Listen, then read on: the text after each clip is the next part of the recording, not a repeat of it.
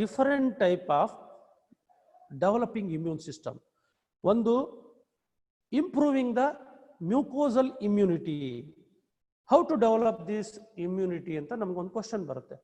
There are different types of immunity. One is mucosal immunity and another is innate immunity. So I don't want to talk about innate immunity. We will discuss in the next class. This is, we talk about how to improve mucosal immunity.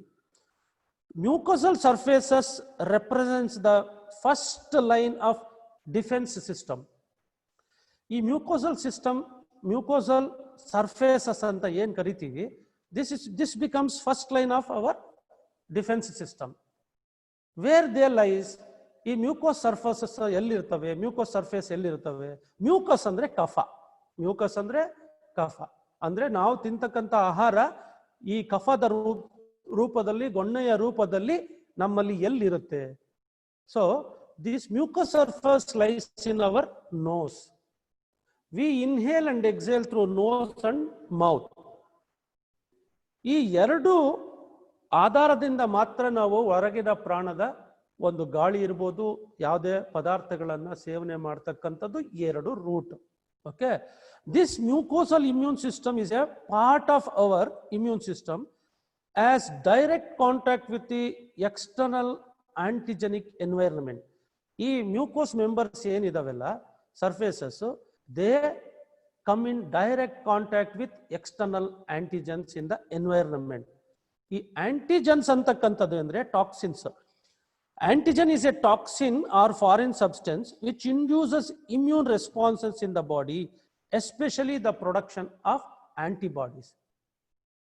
ಯಾವಾಗ antigens ಒಳಗಡೆ ಹೋಗುತ್ತೆ, they induces immune system, the foreign substances which induces immune system, immune responses in the body, especially the production of antibodies. So ಈ antigens ಯಾವಾಗ ನಮ್ಮ environment ಇಂದ through this mucous surfaces they enter into our human body, ಒಳಗಡೆ ಹೋಗುತ್ತೆ. Most of the antigens that encounter immune system along the life enter the body through mucous surfaces of the respiratory, gastrointestinal tract, urogenital tract. These are the largest areas within the body in contact with external environment. One, the respiratory system, gastrointestinal system and urinogenital system. These are all the three systems which come in directly contact with the external bodies, external environments. So we should keep these systems intact. ಈ ಮೂರು ಸಿಸ್ಟಮ್ಗಳನ್ನ ನಾವು ಸರಿಯಾದ ರೀತಿಯಲ್ಲಿ ಇಟ್ಕೋಬೇಕು. So what we want to discuss, how to improve this mucosal immunity. Improving the mucosal immunity ಹೇಗೆ ನಾವು ಮಾಡಬೇಕು, ಹೇಗೆ ನಾವು ಡೆವಲಪ್ ಮಾಡ್ಕೋಬೇಕು ಅಂತಕ್ಕಂಥದ್ದನ್ನ ನಾವು ಈಗ ತಿಳ್ಕೊಳ್ಳೋದಕ್ಕೆ ಹೋಗೋಣ. So coming to this, these are all the two systems what I said. One is improving the mucosal immunity, innate immunity. So these are all the prevention methods. How to improve this mucosal immunity? Through naturopathy and yoga therapy. ಇವೆರಡರಿಂದ ನಾವು ಹೇಗೆ ಮಾಡ್ಕೋಬೇಕು, ಹೇಗೆ ಮನೆಯಲ್ಲೇ ನಾವು ಮಾಡ್ಕೋಬಹುದು ಅನ್ನೋದನ್ನ ಅರ್ಥ ಮಾಡ್ಕೊಳ್ಳೋಣ. ಒಂದು, ವಿಲ್ ಶೋ ಇನ್ ಪ್ರಾಕ್ಟಿಕಲ್ ನಾವು gargling method. We all know how to gargle. ಅಂದ್ರೆ ಬಾಯಿಯನ್ನು ನಾವು ಮುಕ್ಕಳಿಸ್ತಕ್ಕಂಥದ್ದು. What are the things we should use for this gargling? Gargling, whenever you get up early morning, ನಾವು ಒಂದು ಲೋಟ ಬಿಸಿನೀರನ್ನು ತೆಗೆದುಕೊಂಡು, ಸೊ ಅದಕ್ಕೆ ಸ್ವಲ್ಪ ಹರಳುಪ್ಪನ್ನ, ಒಂದು ಅರ್ಧ ಸ್ಪೂನಷ್ಟು ಹರಳು ಉಪ್ಪು, 1 pinch ಆಫ್ ಟರ್ಮರಿಕ್, ಇದನ್ನ ನಾವು ಮಿಶ್ರಣ gargling. ಇವಾಗ ನಿಮಗೆ ತೋರಿಸ್ತೀನಿ ಗಾರ್ಗ್ಲಿಂಗ್ ಹೇಗೆ ಮಾಡ್ತಕ್ಕಂಥದ್ದು. ಗೆಟ್ ಸಮ್ ಹಾಟ್ ವಾಟರ್ ಕೊಡಿ.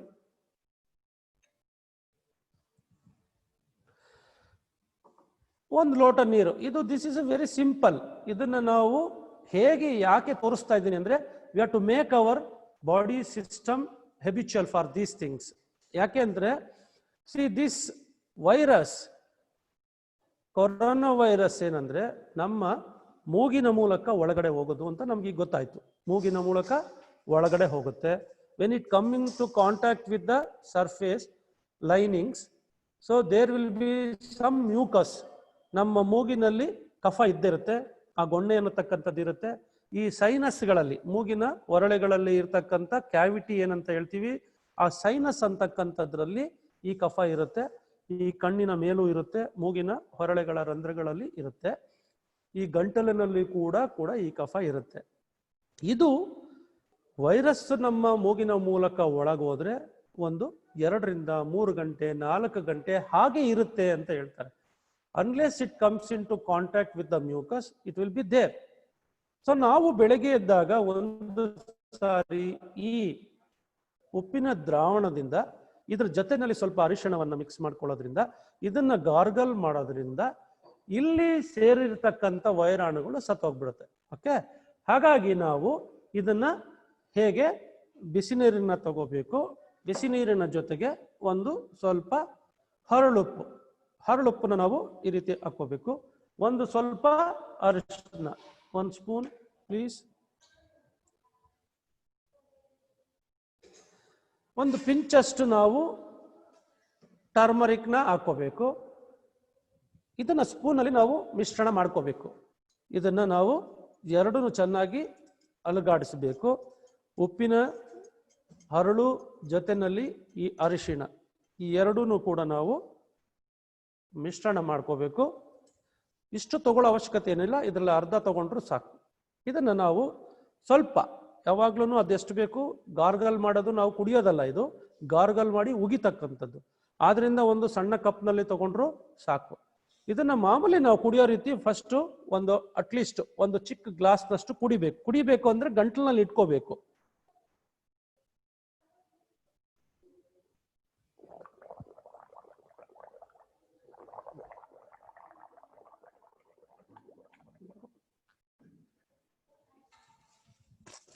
ಈ ರೀತಿ ಗಂಟಲಿನಲ್ಲಿ ಈ ದ್ರಾವಣವನ್ನ ಇಟ್ಟುಕೊಂಡು ಗಾರ್ಗಲ್ ಮಾಡೋದ್ರಿಂದ ಅಲ್ಲಿರ್ತಕ್ಕಂಥ ವೈರಾಣುಗಳು ಬೆಳೆಯೋದಕ್ಕೆ ಚಾನ್ಸಸ್ ಇರಲ್ಲ.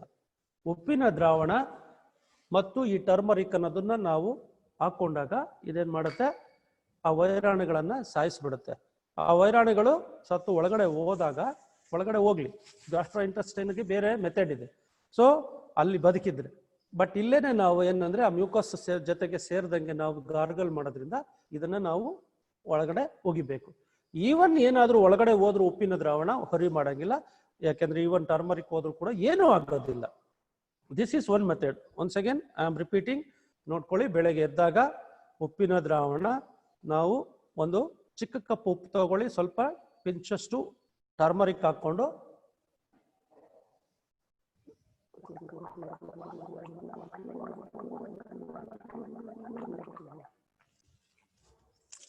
ಒಂದು ಸ್ವಲ್ಪ ಹೊತ್ತು ಗಾರ್ಗಲ್ ಮಾಡಿ, ತೊಂದರೆ ಇಲ್ಲ. ಸೊ ಇದೇ ರೀತಿ ಒಂದು 2-3 ಸರಿ ಮಾಡಿ, ಬೆಳಗ್ಗೆ ಒಂದು ಸರಿ ಮಾಡಿ ಮತ್ತೆ ಸಂಜೆ ಒಂದು ಸರಿ ಮಾಡಿ. ನಾವು ಯಾಕೆಂದ್ರೆ ಹೊರಗಡೆ ಓಡಾಡ್ತಾ ಇರ್ತೀವಿ, ಯಾರ್ಯಾರು ಸಂಪರ್ಕಗಳಲ್ಲಿ ನಾವು ಬರ್ತೀವಿ ಅಂತ ಗೊತ್ತಿರಲ್ಲ.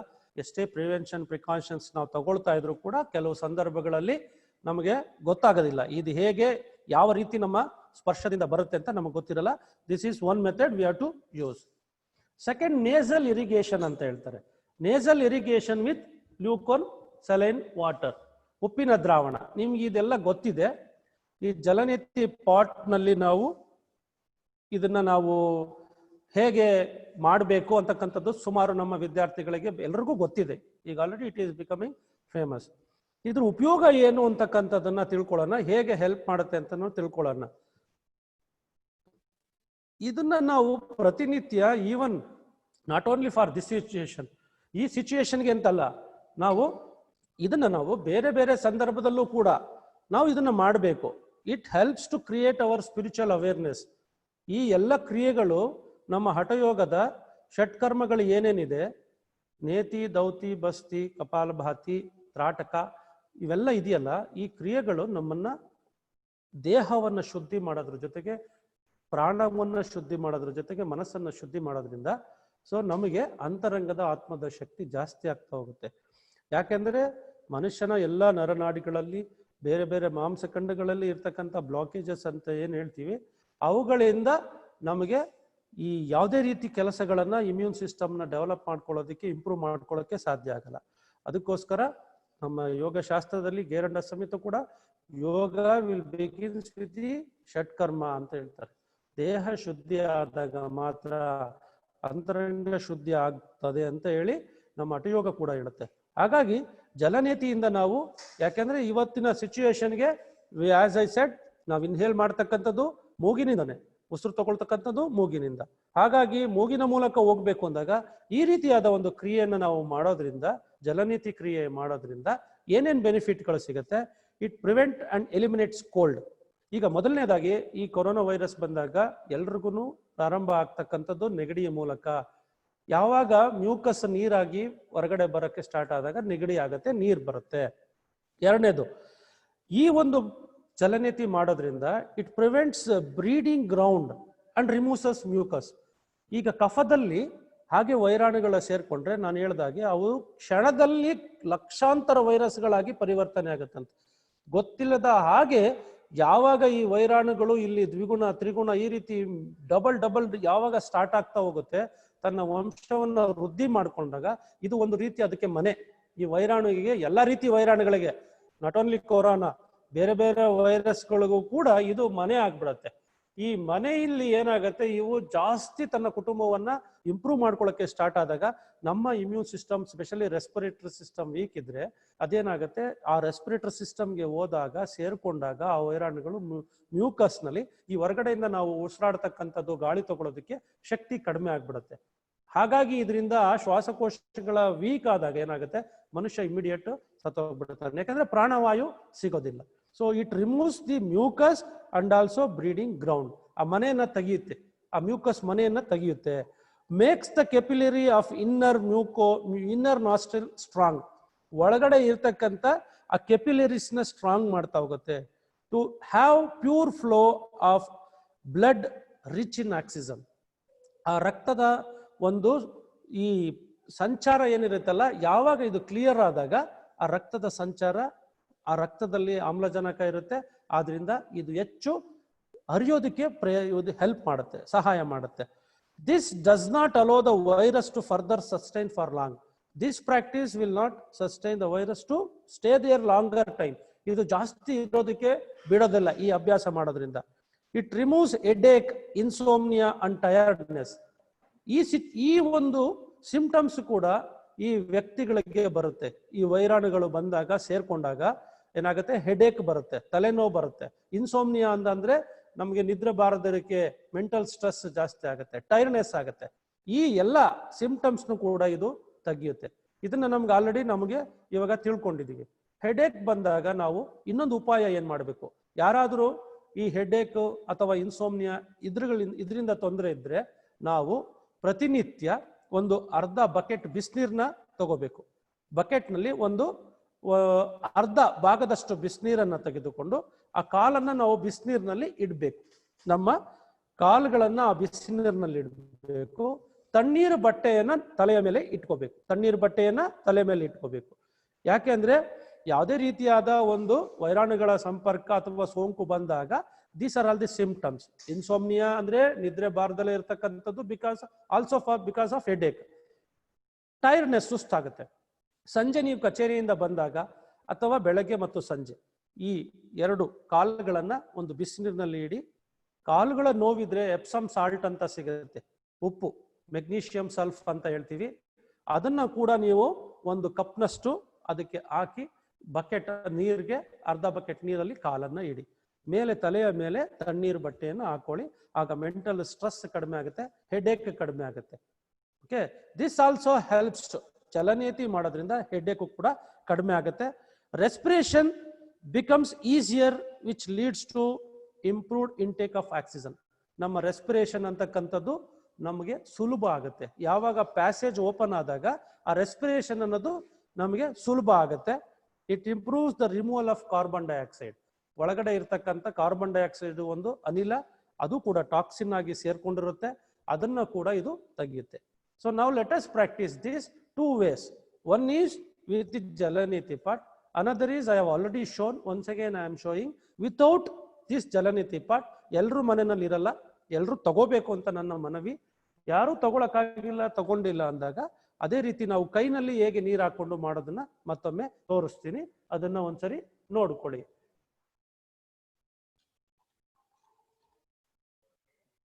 ಇದನ್ನು ನಾವು ಒಂದು ಜಲನೀತಿ ಪಾಟ್ನಲ್ಲಿ ನಾವು ನೀರನ್ನ ತಗೊಳ್ತೀವಿ. ಇದು ಆಲ್ರೆಡಿ ನಿಮಗೆ ಗೊತ್ತಿದೆ, ಉಪ್ಪಿನ ದ್ರಾವಣ ಹೇಗೆ ಮಾಡ್ಕೋಬೇಕು ಅನ್ನೋದು ಗೊತ್ತಿದೆ. 1 ಲೀಟರ್ ನೀರಿಗೆ ಅಥವಾ ಅರ್ಧ ಲೀಟರ್ ನೀರಿಗೆ ಅರ್ಧ ಸ್ಪೂನ್ ಅಷ್ಟು ಅರಳು ಉಪ್ಪನ್ನು ಹಾಕೋಬೇಕು. ಆ ಅರಳು ಉಪ್ಪು ಹಾಕೊಂಡು ನಾವು ಇದನ್ನ ಮಾಡಬೇಕು.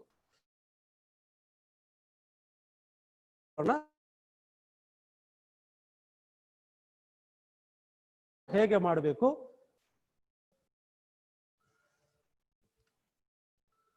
ನಮ್ಮ ಈ ಒಂದು ಪಾಟ್ ಅನ್ನ ಎಡಮೂಗಿನ ಒಳಗೆ ಸೇರಿಸ್ಕೋಬೇಕು. ನಂತರ ನಿಧಾನವಾಗಿ ಕುತ್ತಿಗೆಯನ್ನ ನಾವು ಬಲಕ್ಕೆ ತಿರುಗಿಸಬೇಕು. ಬಲಕ್ಕೆ ತಿರುಗಿಸಿದ ನಂತರ ನೀರು ತನ್ನಷ್ಟಕ್ಕೆ ತಾನೇ ಬರುತ್ತೆ. ನೋಡಿ, ಈ ರೀತಿ ನೀರು ಬರುತ್ತೆ.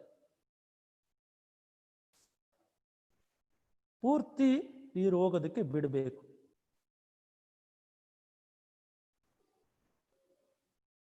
ಬಾಯಿಯ ಮೂಲಕ ಉಸಿರಾಡ್ತಾ ಇರಬೇಕು. ಬಾಯಿಯ ಮೂಲಕ ಉಸಿರಾಡಿದಾಗ ಏನಾಗುತ್ತೆ, ನೀರು ಒಳಗಡೆ ಹೋಗಲ್ಲ. ಈಗ ಮೂಗಿನ ಮೂಲಕ ನೀರು ಹೊರಗಡೆ ಬಂತು ತಕ್ಷಣ ನಾವು ಏನು ಮಾಡಬೇಕು, ನಂತರ ಅದನ್ನ ಪಕ್ಕಕ್ಕೆ ಇಟ್ಟು ಎಡಮೂಗಿನ ಹೊರಳೆಯನ್ನು ಮುಚ್ಚಿ ಒಂದು 20 ಸಾರಿ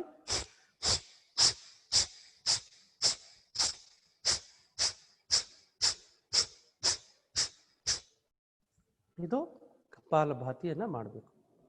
ಹಾಗೆ ಮತ್ತೆ ಬಲಗಡೆ ತಗೋಬೇಕು. ಈ ಬಲಗಡೆ ಮೂಗನ್ನು ನಾವು ಈ ರೀತಿ ಮುಚ್ಚಬೇಕು. ಮತ್ತೆ ಕುತ್ತಿಗೆನ ಈ ರೀತಿ ಟರ್ನ್ ಮಾಡಿ ನಿಧಾನಕ್ಕೆ ಮೂಗಿನ ಹೊರಳಿಂದ ಎಡಮೂಗಿನಿಂದ ನೀರನ್ನ ಬಿಡಬೇಕು. ಇದು ಎಲ್ರಿಗೂ ಬರುತ್ತೆ, ಎಲ್ರಿಗೂ ಸಾಧ್ಯ ಇದೆ, ಪ್ರಯತ್ನ ಮಾಡಬೇಕಷ್ಟೆ. ನಾವು ಪ್ರಯತ್ನ ಮಾಡಲ್ಲ, ಆದ್ರಿಂದ ನಮಗೆ ಬರಲ್ಲ ಅಂತ ತಿಳ್ಕೊಳ್ತೀವಿ. But it is easy. ಇನ್ನೊಂದು, ಈ ರೀತಿ ಪೂರ್ತಿ ಬಂದ ಮೇಲೆ ಮತ್ತೆ ಕಪಾಲಭಾತಿನ ನಾವು ಮಾಡಬೇಕು. ಬಲಗಡೆ ಮುಚ್ಚಬೇಕು, ಮತ್ತೆ ನಿಧಾನವಾಗಿ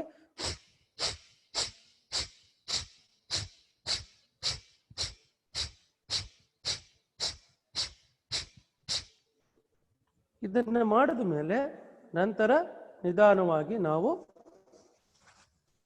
ಎರಡು ಮೂಗಿಂದ ತೆಗಿಬೇಕು. ಎರಡು ಮೂಗಿಂದ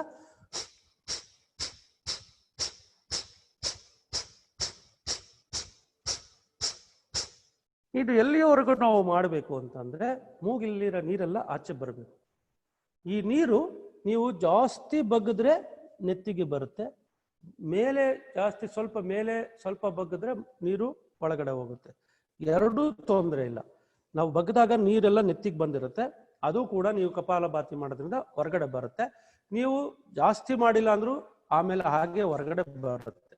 ಅದ್ರ ಬಗ್ಗೆ ಯೋಚನೆ ಚಿಂತನೆ ಬೇಡ.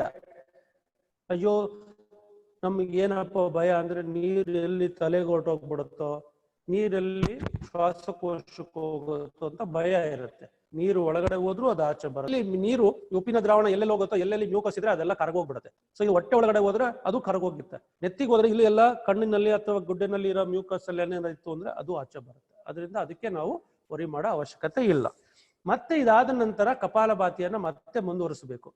ಹಾಗೆ ನೀರು ಬಂದ ಮೇಲೆ ಮತ್ತೆ ಇನ್ನೊಂದು ಸಾರಿ ನಿಮ್ಮ ಶಕ್ತಿಗೆ ಅನುಗುಣವಾಗಿ ಸ್ಟಾರ್ಟ್ ವಿತ್ 20 ಎಕ್ಸಲೇಷನ್, 30 ಎಕ್ಸಲೇಷನ್, 40, 60 ಈ ರೀತಿ ಎಕ್ಸಲೇಷನ್ ನಾವು ರೇಚಕ ಮಾಡ್ತಾ ಹೋಗ್ಬೇಕು. ನಿಮ್ಗೆ ಕಪಾಲಭಾತಿ ಗೊತ್ತಿದೆ, ಇದನ್ನು ಕೂಡ ನಮಗೆ it also helps to build up the immune system.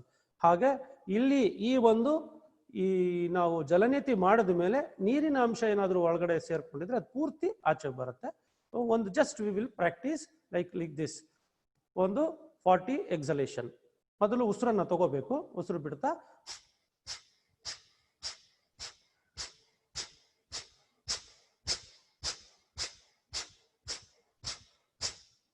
ನಿಮ್ಗೆ ಇನ್ನೂ ನೀರೇನಾದ್ರೂ ಜಾಸ್ತಿ ಇದೆ ಅಂದ್ರೆ you can do like this also. ಜೋರಾಗಿ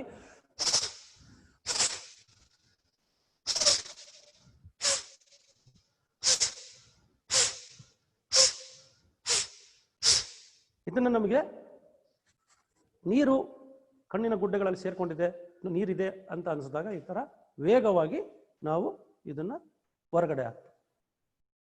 ಇದು ಮಾಡಿದ ನಂತರ ಮತ್ತೆ ನೀವು ಏನ್ ಮಾಡಬೇಕು? ಜಲನೇತಿಯನ್ನ ಮಾಡಿದ್ವಿ, ಮಾಡಿದ ಮೇಲೆ ಕಪಾಲಭಾತಿ ಮಾಡಿದ್ವಿ. ಕಪಾಲಭಾತಿ ಮಾಡಿದ ನಂತರ ಮೂಗೆಲ್ಲ ಶುದ್ಧ ಆಯ್ತು. ಮ್ಯೂಕಸ್ ಮೆಂಬರೇನ್ಸ್ ಅಲ್ಲಿ ಇರ್ತಕ್ಕಂಥ, ಕಫದಲ್ಲಿ ಇರ್ತಕ್ಕಂಥ ಎಲ್ಲ ವೈರಸ್ ಇರ್ಬೋದು, ಟಾಕ್ಸಿನ್ಸ್ ಇರ್ಬೋದು, ಎಲ್ಲ ಆಚೆ ಬಂತು, ಗಂಟ್ಲಿಂದನೂ ಆಚೆ ಬಂತು. ಈಗ ಮತ್ತೆ ಒನ್ ಮೋರ್ ಆಂಟಿವೈರಲ್ ಕೊಬ್ಬರಿ ಎಣ್ಣೆ ನಿಮ್ಗೆಲ್ಲ ಗೊತ್ತಿದೆ, ಮನೆಯಲ್ಲಿ ಎಲ್ಲ ಕೊಬ್ಬರಿ ಎಣ್ಣೆ ಇರುತ್ತೆ. ಈ ಕೊಬ್ಬರಿ ಎಣ್ಣೆನ ನಾವು either we can put 2 drops in our nostrils, 2 ತೊಟ್ಟು ಕೊಬ್ಬರಿ ಎಣ್ಣೆನ ಮೂಕೆ ಹಾಕೋಬೇಕು. ಓಕೆ, ಅಥವಾ ನಿಮ್ಗೆ ಹಾಕೊಳ್ಳೋಕೆ ಭಯ ಇದ್ರೆ ಜಸ್ಟ್ ಯು ಕ್ಯಾನ್ ಸ್ಪ್ರೇ, ಈ ತರ ಸವರ್ಕೊಂಡ್ರೆ ಸಾಕು. ಹಾಗೆ ಬಾಯಿಯ ಸುತ್ತ ಸವರ್ಕೊಂಡ್ರೆ ಸಾಕು. ಇದನ್ನ ನಾವು ಮಲ್ಕೊಂಡಾಗ ಕೂಡ ಮಾಡ್ಬೋದು, ಹೊರಗಡೆ ಹೋಗುವಾಗಲೂ ಕೂಡ 2 ಡ್ರಾಪ್ ಹಾಕೋಬಹುದು. ಇದ್ರ ಜೊತೆಗೆ ನಿಮಗೆ ಕೊಬ್ಬರಿ ಎಣ್ಣೆ ನನಗೆ ಆಗಲ್ಲ ಅಂದ್ರೆ ನಿಂಬೆ ಹಣ್ಣು ಡ್ರಾಪ್ಸ್ ಕೂಡ, ನಿಂಬೆ ರಸನ ಕೂಡ 2 ತೊಟ್ಟು ನಾವು ಮೂಗಿನ ಒಳಗೆ ಹಾಕೋಬೇಕು. ನಿಂಬೆ ರಸ ಕೂಡ ಆಂಟಿವೈರಲ್ ಪ್ರಾಪರ್ಟೀಸ್ ಇದೆ. ಹಾಗಾಗಿ ಮೂಗಿನ ಹೊರಗಡೆ ನಮಗೆ ಎಲ್ಲ ವೈರಾಣುಗಳು ಒಳಗಡೆ ಹೋಗೋದಕ್ಕೆ ಇರ್ತಕ್ಕಂಥ ಒಂದು ದಾರಿ. ಈ ದಾರಿನ ನಾವು ಬಂದ್ ಮಾಡಿಸ್ಕಾಕೊಳ್ತೀವಿ. ಈ ಒಂದು ಮಾಸ್ಕ್ ಹಾಕೊಂಡಾಗ್ಲೂ ಕೂಡ ಈ ರೀತಿಯಾದ ಉಪಾಯಗಳು, ಈ ರೀತಿಯಾದ ಎಫೆಕ್ಟ್ ನಮ್ಗೆ ಅಷ್ಟು ಸುಲಭವಾಗಿ ಸಿಗಲ್ಲ. ಇದನ್ನ ನೀವು ಹಾಕೊಂಡೆ ಮೊದಲೇನೆ ನೀವು ನಿಂಬೆ ರಸ ಅಥವಾ ಕೊಬ್ಬರಿ ಎಣ್ಣೆನ ಅಥವಾ ಎಳ್ಳೆಣ್ಣೆ ಇದನ್ನು ಕೂಡ ಹಚ್ಕೊಂಡಾಗ ಏನಾಗುತ್ತೆ, ಸೊ ನಮಗೆ ಪ್ರಿವೆನ್ಷನ್ ಅಲ್ಲ, ಆಟೋಮೆಟಿಕ್ ಆಗಿ ನ್ಯಾಚುರಲ್ ಆಗುತ್ತೆ. ಯಾವಾಗ ಈ ವೈರಾಣುಗಳು ಕೊಬ್ಬರಿ ಎಣ್ಣೆ ಸಂಪರ್ಕಕ್ಕೆ ಬಂದ್ರೆ ಸತ್ತೋಗ್ತವೆ, ಅಲ್ಲೇ ಸತ್ತೋಗಿ ನಿಮಗೆ ಒಳಗಡೆ ಹೋಗೋದಕ್ಕೆ ಚಾನ್ಸಸ್ಸೇ ಇರೋದಿಲ್ಲ.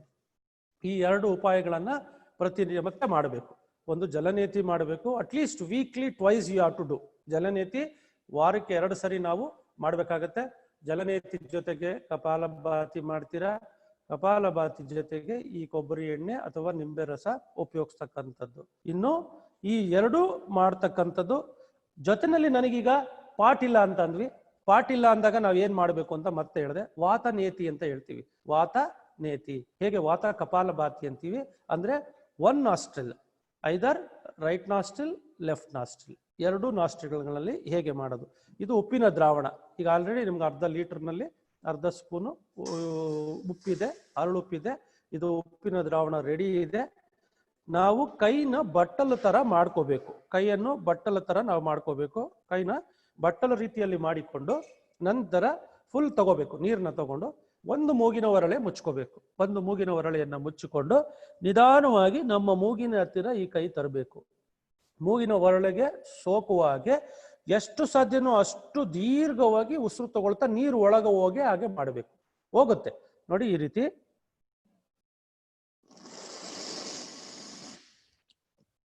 ನೀರಿಗೆ ಒಳಗೆ ಹೋಗಿದ್ದು ಬಾಯಿನಲ್ಲಿ ಬರ್ತಾ ಇದೆ, ಬಾಯಿನಲ್ಲಿ ಹೊರಗಡೆ ಬರ್ತಾ ಇದೆ. ಸೀದಾ ಹೋದ ತಕ್ಷಣನೇ ಬಾಯಿಂದ ಹೊರಗಡೆ ಬರುತ್ತೆ. ಈ ನೀರಿನ ಹೊರಗಡೆ ಬಂದಾಗ ಬಾಯಿಯ ಮೂಲಕ ಬಂದ್ರೂ ಕೂಡ ಯಾವುದೇ ರೀತಿ ನಾವು ಎದುರ್ಕೊಳ್ಳೋ ಆಗಿಲ್ಲ. ಇದು 1 ವೇ ಆಫ್ ದಿ ಕ್ಲೀನಿಂಗ್. ಮೂಗಿಂದ ಹೋಗಿದ್ದು ಈಗ ಬಾಯಿಯ ಮೂಲಕ ಹೊರಗಡೆ ಬಂತು. 2 ತರ ಕ್ಲೀನಿಂಗ್ ಆಗುತ್ತೆ. ಮೂಗು ಕ್ಲೀನ್ ಆಯ್ತು, ಗಂಟಲು ಕೂಡ ಕ್ಲೀನ್ ಆಯ್ತು. ಹಾಗೆ ನೀವು ಇನ್ನೊಂದು ಇದನ್ನು ಮಾಡಿ ಒಂದು ರೀತಿ ಒಂದು ಕಪಾಲ ನಾವು ವಾತ ನೇತಿ ಮಾಡಿದ ಮೇಲೆ ನಿಮಗೆ ನೀರಿದೆ ಅಂದ್ರೆ you can go once again kapalabhati. ಮತ್ತೆ ಎಡ ಮೂಗಿಂದ ಮುಚ್ಚಿ, ಯಾಕಂದ್ರೆ ಬಲಗಡೆ ಮಾಡಿದ್ದೀವಿ ನಾವು.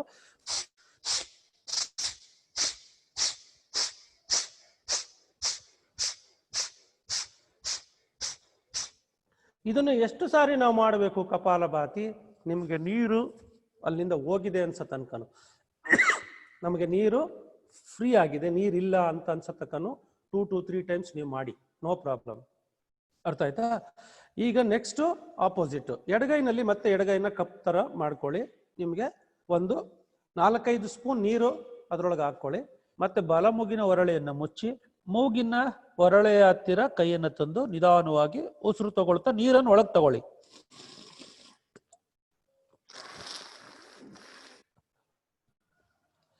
ಈಗ ಮೂಗಿಂದ ಒಳಗಡೆ ಹೋಗಿರೋ ನೀರು ಬಾಯಿಂದ ಹೊರಗಡೆ ಬಂತು. ಆಟೋಮೆಟಿಕ್ ಆಗಿ ಬರುತ್ತೆ, ಡೋಂಟ್ ವರಿ. ನೀವು ಮಾಡ್ತಾ ಹೋದಾಗ ನೀರು ಒಳಗಡೆ ಹೋದಾಗ ಆಟೋಮೆಟಿಕ್ ಆಗಿ ಬರುತ್ತೆ. ಒಳಗಡೆ ಹೋದ್ರೂ ಕೂಡ ಹೆದರ್ಕೋಬೇಡಿ ಅಂತ ಹೇಳಿದ್ದೀನಿ. ಅದರಿಂದ ಏನು ಭಯ ಇಲ್ಲ. ನೀರು ಒಳಗಡೆ ಹೋದ್ರೆ ಇನ್ನೂ ಶುದ್ಧ ಆಗುತ್ತೆ. ನಂತರ ಕಪಾಲಭಾತಿಯನ್ನ ಮತ್ತೆ ಮಾಡಿ, ವಾತ ಕಪಾಲಭಾತಿ.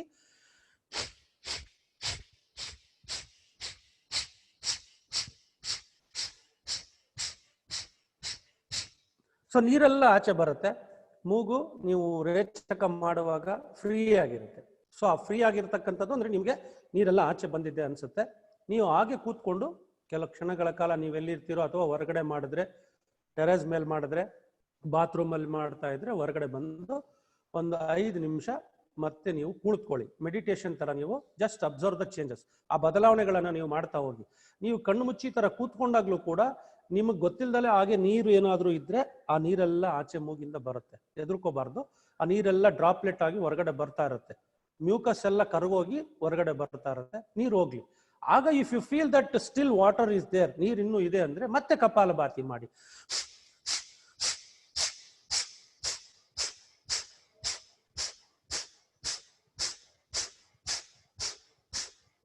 ಮತ್ತೆ ನಿಮಗೆ ಫ್ರೀ ಆಗಿದೆ ಅಂತಕ್ಕಂಥದ್ದು ತನಕ ನೀವು ಆ ಕಪಾಲಭಾತಿಯನ್ನ ಮಾಡಿದಾಗ ಅದು ಶುದ್ಧ ಆಗುತ್ತೆ. So these are all the 3 methods. ನಾವು ಅಟ್ಲೀಸ್ಟ್ ವಾರಕ್ಕೆ 2 ಸರಿ ಇದನ್ನ ಮಾಡಬೇಕು. ಹೊರಗಡೆ ದಿನ ಓಡಾಡೋರು ದಿನ ಒಂದ್ಸರಿ ಮಾಡಿದ್ರೆ ಅದು ದಿಸ್ ಇಸ್ ದ ಸಿಚುಯೇಷನ್ ಇವಾಗ ಬೇಕಾಗಿದೆ. ಹಾಗಾಗಿ 2 ಸರಿ ಮಾಡಿದ್ರು ಏನೂ ತೊಂದರೆ ಇಲ್ಲ. ಈಗ ಇನ್ನೊಂದು ಉಪಾಯ ಏನಂದ್ರೆ ಸ್ಟೀಮ್.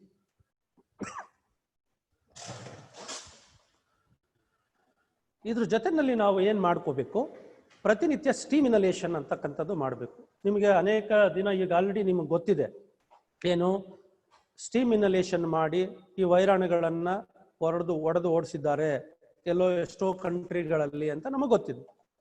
ಒಂದು ಬಟ್ಟೆ ತಗೋ. ಈ ಸ್ಟೀಮ್ ಇನಲೇಷನ್ ಇದು ಸ್ಟೀಮ್ ಇನ್ಹೇಲರ್. ನೀವು ಇದನ್ನಾದ್ರೂ ಉಪಯೋಗಿಸ್ಬೋದು.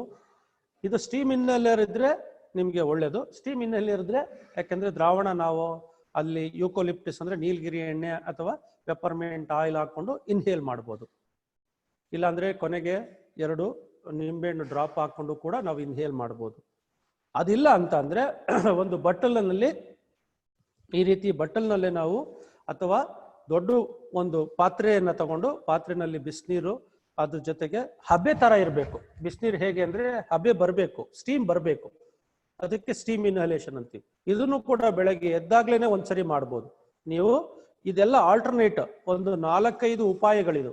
4-5 ಉಪಾಯಗಳು ಉಪಯೋಗ ಆಗತ್ತೆ. ನಮ್ಗೆ ಯಾವ್ದು ಸುಲಭವಾಗಿ ಬೇಗ ಆಗತ್ತೆ ಅದನ್ನ ನಾವು ಬೇಕಾದ್ರೆ ಮಾಡ್ಬೋದು. ಇದು ನೀವು ಪಾತ್ರೆನ ನೀವು ಯಾರು ಮನೆಯಲ್ಲಿ ನೀರು ಕಾಯಿಸ್ಕೊಡ್ಲಿಲ್ಲ ಅಂದ್ರೂ ನೀವೇ ನೀರು ಕಾಯಿಸ್ಕೋಬಹುದು. ನೀಲಗಿರಿ ಎಣ್ಣೆ ನಮಗೆ ಗೊತ್ತಿದೆ, ಆ ಯೂಕಲಿಪ್ಟಸ್ ಆಯಿಲ್ ಅಂತಕ್ಕಂಥದ್ದು ಗೊತ್ತಿದೆ, ನೀಲಗಿರಿ ಎಣ್ಣೆ. ಈ ನೀಲಗಿರಿ ಎಣ್ಣೆಯನ್ನ ಒಂದು 2-3 ಡ್ರಾಪ್ ಅದಕ್ಕೆ ನೀಲಗಿರಿ ಎಣ್ಣೆಯನ್ನು ಹಾಕ್ಬೇಕು. ಆ ಸ್ಟೀಮ್ ಆನ್ ಆಗಿದೆಯಾ, ಬರ್ತಾ ಇದೆಯಾ ನೋಡು. ಸೊ ಈ ಸ್ಟೀಮ್ ಯಾವಾಗ ನಮಗೆ ಬರಕ್ ಸ್ಟಾರ್ಟ್ ಆಗುತ್ತೆ, ಒಂದು ಡ್ರಾಪ್ 2-3 ಡ್ರಾಪ್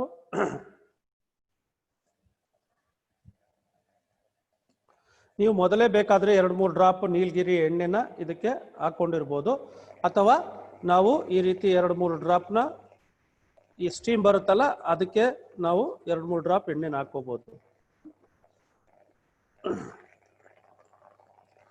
ಸೊ ಇದು ಸ್ಟೀಮ್ ಇನಲೇಷನ್ ಅನ್ನ ನಾವು ಮತ್ತೆ ಈ ಒಂದು ಬಟ್ಟೆಯನ್ನು ನಾವು ಮುಚ್ಕೊಂಡು ಈ ಹಬೆ ತಗೋಬೇಕು.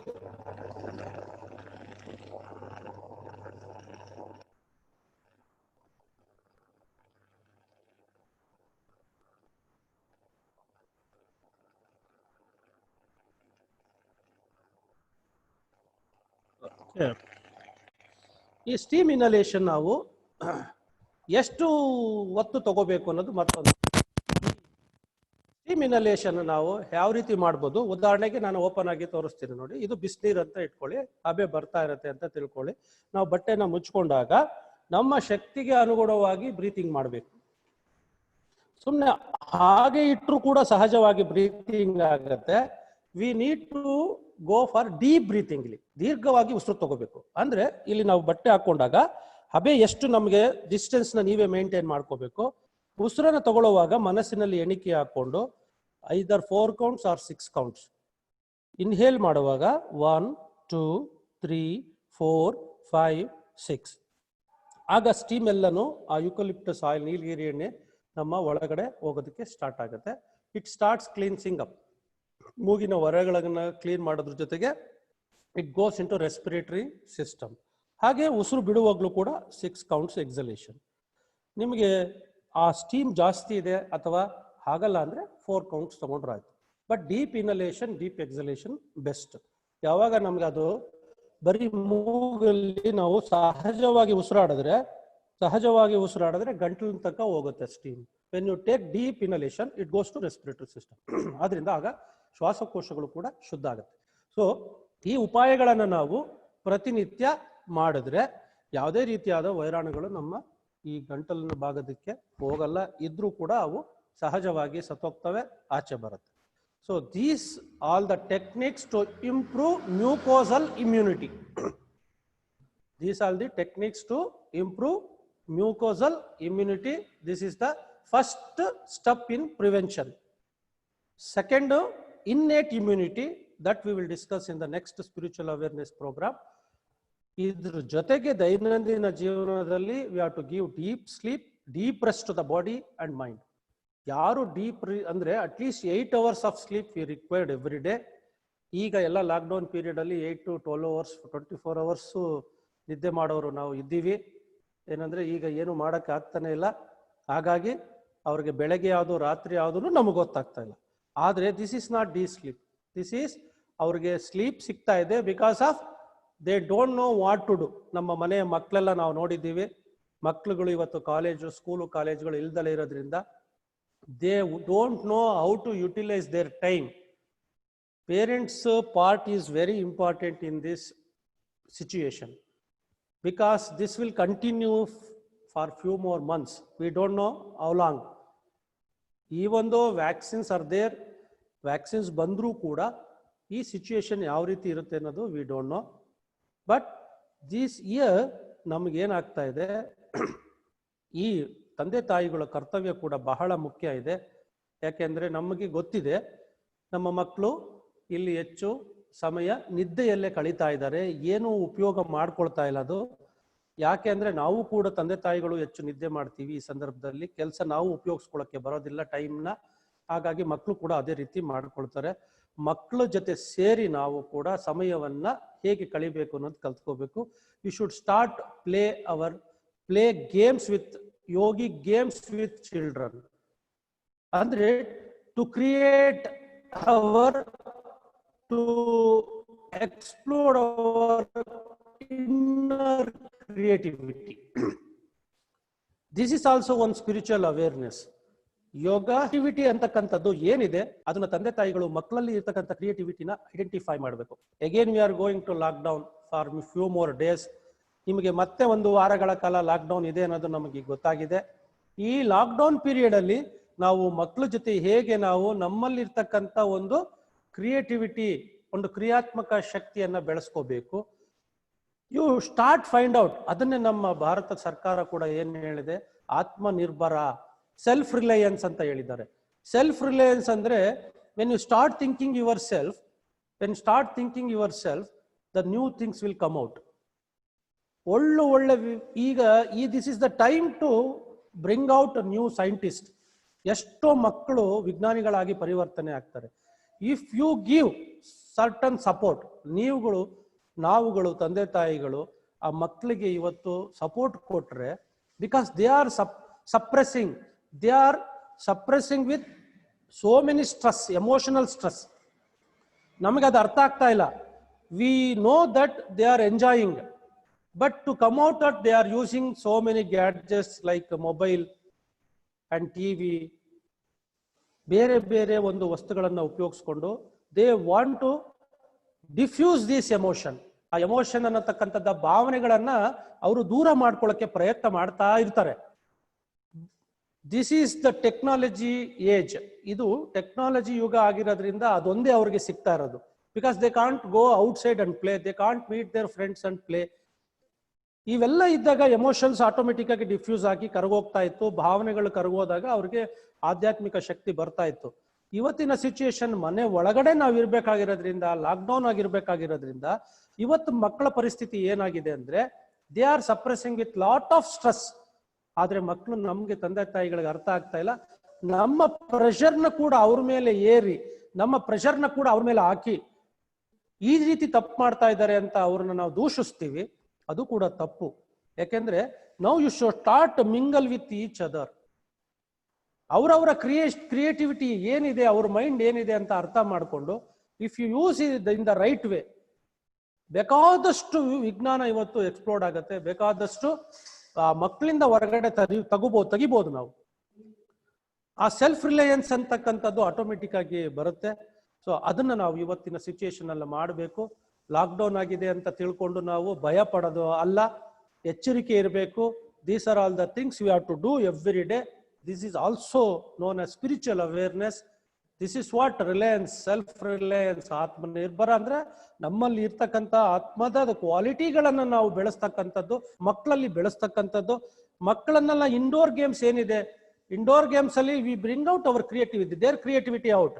ಅದನ್ನ ಹೊರಗಡೆ ತೆಗೆಯೋದಕ್ಕೆ ಪ್ರಯತ್ನ ನಾವು ಮಾಡಬೇಕು. ಮಾಡಲಿಲ್ಲ ಅಂದ್ರೆ ಹಾಗೆ ನೆಗ್ಲೆಕ್ಟ್ ಮಾಡಿ ಬಿಟ್ರೆ they will suppress their emotions and at the end one day, fine day, they suffer with psychosomatic diseases. ಅವತ್ತು ನಮಗೆ ಗೊತ್ತಿಲ್ಲದ ಹಾಗೆ ಇದು ಸಿಚುಯೇಷನ್ ಹೇಗಿದೆ ಅಂದ್ರೆ, specially starting from 6 years old kid, ಈಗ ಆಲ್ರೆಡಿ ವಿ ಆರ್ ಸಪ್ರೆಸ್ಡ್. ನಮಗೆ ಗೊತ್ತಿಲ್ಲ, ಆ ಮಕ್ಕಳು ಸಖತ್ ಸಪ್ರೆಸ್ ಆಗಿದ್ದಾರೆ. ಆ ಸಪ್ರೆಸ್ ಆಗಿರ್ತಕ್ಕಂಥದ್ದು ಬಿಕಾಸ್ ಎಜುಕೇಶನ್ ಇಲ್ಲ, ಇವಾಗ ಅವ್ರಿಗೆ ಹೊರಗಡೆ ಸ್ಕೂಲ್ ಇಲ್ಲ, ಬೇರೆ ಆಟ ಆಡೋಕ್ಕೆ ಜಾಗ ಇಲ್ಲ, ಸಾಕಾಗ್ತಾ ಇಲ್ಲ. ಆ ಸಪ್ರೆಸ್ಡ್ ಎಮೋಷನ್ಸ್ ಅವ್ರನ್ನ ಏನ್ ಮಾಡ್ಬೇಕು ಅನ್ನೋದು ಅರ್ಥ ಆಗ್ತಾ ಇಲ್ಲ. One day when we come out of from all this lockdown virus ಎಲ್ಲ ಆಚೆ ಬಂದ್ರು ಕೂಡ, but still they suffer from lot of psychosomatic disorders that will emerge in their longer period. ಬೇಕಾದ್ರೆ hypertension, all this asthma, wheezing, this will continue in their life. But we don't want to continue this. So we develop the spiritual awareness and we don't give room to our children to suffer from these lot of psychosomatic disorders. Why? Because India is already becoming capital to diabetes, hypertension, cancer. ನಮ್ಮ ಭಾರತ ದೇಶ ಎಲ್ಲದರಲ್ಲೂ ಪ್ರಥಮ ಆಗ್ತಾ ಇದೆ. But at the same time ನಮ್ಮ ಭಾರತ ಅಂತಕ್ಕಂಥದ್ದು ವಿಶ್ವಕ್ಕೆ ಈ ರೀತಿಯಾಗಿ ಆಧ್ಯಾತ್ಮಿಕ ಶಕ್ತಿಯಿಂದ ಗುರು ಆಗಿರೋದು ನಮ್ಮೆಲ್ಲರ ಹೆಮ್ಮೆ. ಆ ಗುರುತ್ವವನ್ನ ನಾವು, ಭಾರತದ ಈ ಶಕ್ತಿಯನ್ನ ನಾವು ಅಷ್ಟೇ ಅಲ್ಲ, ಪ್ರತಿಯೊಬ್ಬರಿಗೂ ತೋರಿಸಿಕೊಡ್ಬೇಕು ಅನ್ನೋದು ಒಂದು ಗುರಿ ಇಟ್ಕೋಬೇಕು. ಜೊತೆಯಲ್ಲಿ ಈ ಗುರಿಯನ್ನ ನಾವು ಸಾಧನೆ ಮಾಡಬೇಕಾದ್ರೆ, ತಲುಪಬೇಕಾದ್ರೆ ಇವೆಲ್ಲ ಆಧ್ಯಾತ್ಮಿಕ ಶಕ್ತಿ ಹೆಚ್ಚಿಸ್ಕೋಬೇಕು. ಇದನ್ನ ನಮ್ಮ ಮಕ್ಕಳಿಗೂ ಕಲಿಸ್ಬೇಕು. ಇಲ್ಲ ಅಂದ್ರೆ ನಾನು ಏನ್ ಹೇಳಿದೆ, ಭಾರತ ಎಲ್ಲ ಒಂದು ಮಾನಸಿಕ ದೈಹಿಕ ಕಾಯಿಲೆಗಳಿಗೆ ರಾಜಧಾನಿಯ ಆಗೋದನ್ನ ನಾವು ತಪ್ಪಿಸ್ಬೇಕಾದ್ರೆ ಆಧ್ಯಾತ್ಮಿಕ ಶಕ್ತಿ ಹೆಚ್ಚಿಸ್ಕೊಳ್ಳೇಬೇಕು, ಕಲಿಸ್ಲೇಬೇಕು, ಕಲಿಬೇಕು. ಕಲೀಲಿಲ್ಲ ಅಂದ್ರೆ one R the other day we will become first in psychosomatic disease. Other countries will become first in spiritual awareness, spiritual power. So this should not happen. This should not happen antakantadu nama ಒಂದು ಆಸೆ. ಹಾಗಾಗಿ but spiritual power should be there in every human being. ಎಲ್ಲರಲ್ಲೂ ಕಲಿಸ್ಬೇಕು. But ನಾವು ಇದರಲ್ಲಿ ಸೈಕೋಸೊಮೆಟಿಕ್ disease ಅಲ್ಲಿ first ಬಂದು ಸ್ಪಿರಿಚುಯಾಲಿಟಿನಲ್ಲಿ ಕಡಿಮೆ ಆದ್ರೆ, because it is the mother, India is the mother country of our spirituality. The basis of spirituality, basis of India andre spirituality. Hege basis of yoga is happiness antivi. A happiness is there in our mind, our body. Adanna tagibeku. When we develop our spirituality, so happiness will come naturally. So with these things, with the awareness on the spirituality, so we develop all these things, we learn, we also teach. Swami Vivekananda said, be and make. 2 principles ಹೇಳ್ತಾರೆ. ನೀನು ಮಾಡು, ಬೇರೆಯವ್ರಿಗೂ ಕಲಿಸು. So that is our India speciality. ಭಾರತದ ಒಂದು ವಿಶೇಷತೆ ಅಂದ್ರೆ ಅದು. ತಾನು ಕಲಿತು ತನ್ನಲ್ಲೇ ಇಟ್ಕೊಳ್ಳಲ್ಲ, ತಾನು ಕಲ್ತಿರೋದನ್ನ ಬೇರೆಯವ್ರಿಗೆ ಕೊಟ್ಟಾಗ ಮಾತ್ರ ನನ್ನ ಜೀವನ ಸಾರ್ಥಕ ಅಂತಕ್ಕಂಥದ್ದು ನಮ್ಮ ಎಲ್ಲ ಋಷಿ ಮುನಿಗಳು ನಮಗೆಲ್ಲ ಹಾಕಿಕೊಟ್ಟಿರ್ತಕ್ಕಂಥ ಮಾರ್ಗ. ಆ ಮಾರ್ಗದಲ್ಲಿ ನಾವೆಲ್ಲ ನಡೆಯೋಣ. ಈ ಸ್ಪಿರಿಚುವಲ್ ಅವೇರ್ನೆಸ್ ಅಂತಕ್ಕಂಥದ್ದು ದಿಸ್ ವಿಲ್ ಕಂಟಿನ್ಯೂ. ಮತ್ತೆ ಇದು this is like A part first ಅಂತ part 1 ಅಂತ will take consider as part 1 and in further how to develop innate immunity antakantadu second part alli with spiritual awareness how we can cure this viral disorders. One is prevention tilkondvi, how yoga helps to, how yogic skills, how spiritual skills helps to cure the diseases antakantaduna with other alternative systems like ayurveda, naturopathy, all these systems how they help annadunna ನಾವು ಕಲ್ತ್ಕೊಳ್ಳೋಣ, ತಿಳ್ಕೊಳ್ಳೋಣ. ಎಲ್ಲರೂ ಆರೋಗ್ಯವಾಗಿರೋಣ, ಆಧ್ಯಾತ್ಮಿಕ ಶಕ್ತಿಯನ್ನ ಬೆಳೆಸ್ಕೊಳ್ಳೋಣ. ಪ್ರತಿಯೊಬ್ಬ ಮನೆಯಲ್ಲೂ ಸಂಯಮ ಯೋಗ ಅಂತಕ್ಕಂಥದ್ದನ್ನ ಬೆಳೆಸೋಣ. ಅದಕ್ಕೆಲ್ಲ ನೀವು ದಾರಿ ಆಗ್ಬೇಕು, ನೀವೇ ಅದಕ್ಕೆ ಬೇಸ್ ಆಗ್ಬೇಕು. ಸೊ ಹೇಗೆ ಭಾರತದ ಒಂದು ತಳಪಾಯವೇ ಆಧ್ಯಾತ್ಮ, ಹಾಗೆ ಸಂಯಮ ಯೋಗದ ತಳಪಾಯವೇ ನೀವೆಲ್ಲ ಆಗ್ಬೇಕು ಅಂತ ನಾನು ಈ ಸಂದರ್ಭದಲ್ಲಿ ನಿಮ್ಮನ್ನ ಕೇಳ್ಕೊಳ್ತಾ, ನಾವು ಮತ್ತೆ ಮುಂದಿನ ಒಂದು ತರಗತಿಗಳಲ್ಲಿ ಮತ್ತೆ ಸೇರಿ ಈ ವಿಷಯಗಳನ್ನ ಮತ್ತಷ್ಟು ಮುಂದುವರಿಸೋಣ. ನಿಮ್ಮಲ್ಲಿ ಏನಾದರೂ ಡೌಟ್ಸ್ ಅಂತಕ್ಕಂಥದ್ದು, ಏನಾದರೂ ಸಂಶಯಗಳು ಇದ್ರೆ ನನಗೆ ಕೇಳಿ, ತೊಂದರೆ ಇಲ್ಲ. ನಾವೆಲ್ಲ ಯಾರೂ ಎಕ್ಸ್ಪರ್ಟ್ ಅಲ್ಲ. We are not expert in anything, we are learners. ನಾವೆಲ್ಲರೂ ಕಲಿಬೇಕು. ಆ ಕಲಿಯೋದ್ರಲ್ಲಿ ನಾವೆಲ್ಲ ಹೆಜ್ಜೆ ಇಡೋಣ. ಎಲ್ರಿಗೂ ಒಳ್ಳೇದಾಗ್ಲಿ, ಎಲ್ರಿಗೂ ಆರೋಗ್ಯ ಸಿಗಲಿ ಅಂತಕ್ಕಂಥದ್ದೇ ನಮ್ಮ ಭಾರತದ ಆಸೆ. ಭಾರತದ ಆಸೆ ಅಂದ್ರೇನು? ನಮ್ಮ ಒಂದು ಈ ಏನು ಭರತಖಂಡ ಇದೆ ಅದರ ಆಸೆನೆ ನಾವೆಲ್ಲರೂ ಆರೋಗ್ಯವಾಗಿ ಇದ್ದೇವೆ, ಆರೋಗ್ಯವಾಗಿ ಇದ್ವಿ. ಆದ್ರೆ ಆರೋಗ್ಯನ ಕಳೆದುಕೊಂಡಿದ್ದೀವಿ. ಆರೋಗ್ಯ ಅಂದ್ರೆ ಕೇವಲ ರೋಗ ಇಲ್ದಲೇ ಇರ್ತಕ್ಕಂಥದ್ದಲ್ಲ. It is not merely absence of disease. So ಆರೋಗ್ಯ ಜೊತೆ ಆನಂದ, it is called as wellness. ಅದು ನಮಗೆ ಬಂದಾಗ ಮಾತ್ರ ನಾವು ಪರಿಪೂರ್ಣ ಆರೋಗ್ಯವಂತ ಪುರುಷ ಅಂತ ಕರೆಯೋದಕ್ಕೆ ಸಾಧ್ಯ. ಈ ಒಂದು ವ್ಯಾಖ್ಯಾನದ ಮೂಲಕ ನಾವು we develop our complete perfect health, positive health, not only health, positive health ಅಂತ ಹೇಳ್ತಾ ನಾನು ಈ ಕಾರ್ಯಕ್ರಮವನ್ನು ಇವತ್ತು ನಾನು ಮುಗಿಸ್ತಾ ಇದ್ದೇನೆ. ಎಲ್ಲರೂ ಭಾಗವಹಿಸಿದ ಎಲ್ರಿಗೂ ನನ್ನ ಸಂಯಮ ಯೋಗ ಬಂಧುಗಳಿಗೆ, ಯೋಗ ಸಾಧಕರಿಗೆ ಮತ್ತೊಮ್ಮೆ ಧನ್ಯವಾದಗಳನ್ನು ಅರ್ಪಿಸ್ತೇನೆ. ಓಂ ನಮಃ ಶಿವಾಯ.